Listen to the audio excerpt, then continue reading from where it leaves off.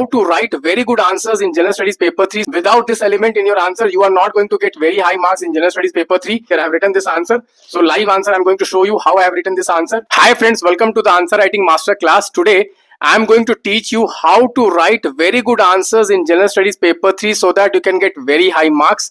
Guys, many candidates who are struggling to score very high marks in General Studies paper 3 is because they are missing a very important element in their answer. Without this element in your answer, you are not going to get very high marks in General Studies paper 3. Guys, I have cracked the mains examination 4 times. You can see some of my scorecards, and today I'm going to do an answer writing exercise on a mains question this year. I have written this answer. So live answer, I'm going to show you how I have written this answer, how I have incorporated that important element in my answer so that I can get very high marks in the General Studies paper 3. If you incorporate this thing in your answer writing format, definitely you will get very high marks in your mains General Studies paper 3 paper. So let us begin. So we have our question here. This is the General Studies paper 3 mains 2025 question. We are going to write a model answer to this. Okay, first what I would like to tell you is that one of the main reasons why candidates are not able to get very high marks in the UPSC mains General Studies paper 3 is that they are not giving facts. They are not substantiating their answers using facts. That's the major reason. If you give facts, I can tell you no one can stop you from scoring very high marks in General Studies paper 3. Today I am going to demonstrate you. Okay, so first part of the question says examine the scope of food processing industry in India. Scope. Okay. And second part says elaborate the measures of Government of India in food processing sector for generating employment. Okay. So what we will do is that first, as I have told you, always start the answer with significance of that topic. Okay, one line, because many people they struggle to write a good introduction.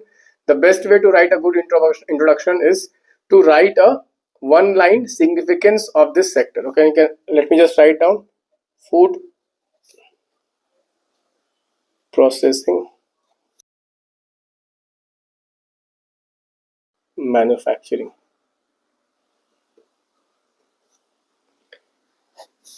I'll underline this.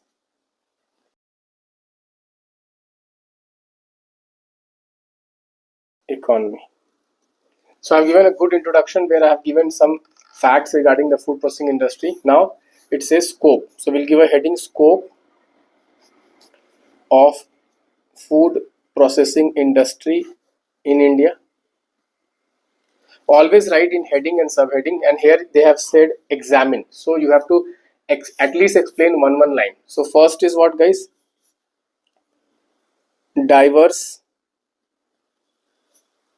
agri resource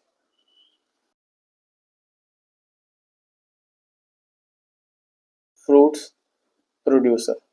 Okay, so first reason is what? Diverse agri resources, because this is the input in the food processing industry. Second is, guys, what?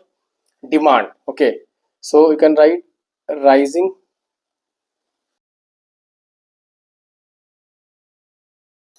third, guys, you can write is urbanization.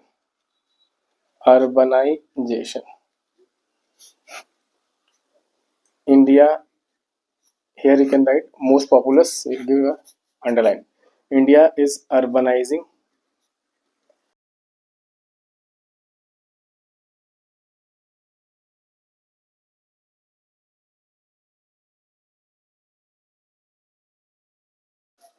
Fifth is export potential. India can emerge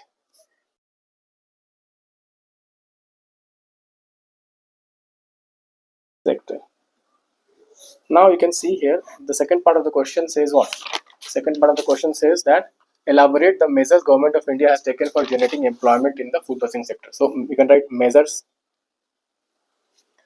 by Government of India for FPI, food processing industry employment generation.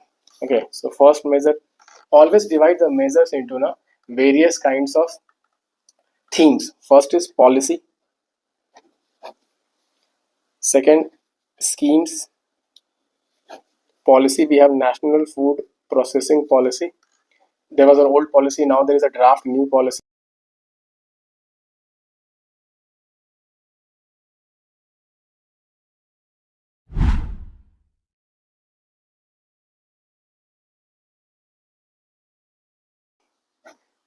PLI scheme for incentives for manufacturing incentives. Okay, next we are doing what? Skill development. Skill development. In skill development, Pradhan Mantri Kaushal Vikas Yojana. Then we have Prime Minister's, okay, entrepreneurship development. Then we have an institute of food processing for skilling. Okay, so we have skills. Then we have export promotion. In exports promotion, we have the district one product. Then guys, we have what? We have schemes for infrastructure, mega food park. In policy, we can talk about 100% FDI policy. Okay, so you can see I have written about policy, FDI policy, and then I have mentioned about the schemes. 3 schemes I have mentioned.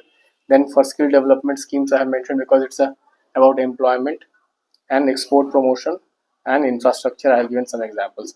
In the conclusion, what you will write? FPI is an important sector for doubling farmer income and reducing food wastage.